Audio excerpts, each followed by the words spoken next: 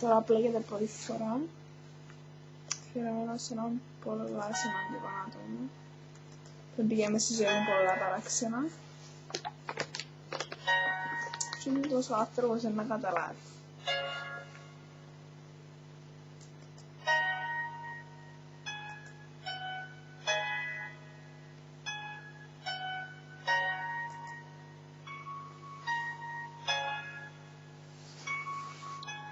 Πρώτη φορά όταν στα μάτια σε είδα, νόμιζα πως όλα ήτανε μια παγίδα, όνειρο παγίδα, όμως όχι κάτι κακό, γιατί το χαμόγελό σου ήταν ηλεκτρικό.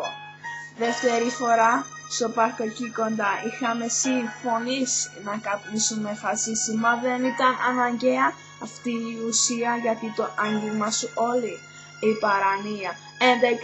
11:30 νομίζω ήτανε η ώρα όταν και σου είπα το δικό μου μυστικό, σου έδωσα για πρώτη φορά ένα φιλί. Αυτή η στιγμή ήτανε τόσο μαγική και τώρα στο παρόν μοιραζόμαστε τα πάντα. Φιλιά, αγκαλιές και ατελείωτα χάδια, σου υποσχέθηκα forever as one together because my soldier boy, you give me joy. Our future will be spent in the sky because when we're together we fly high.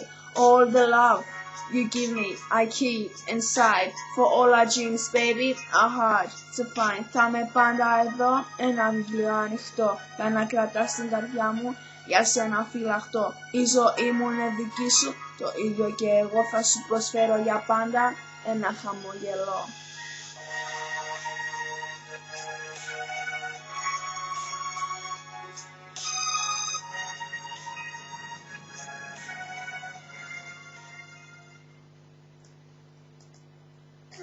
Τι δεν είναι το ράπ μου.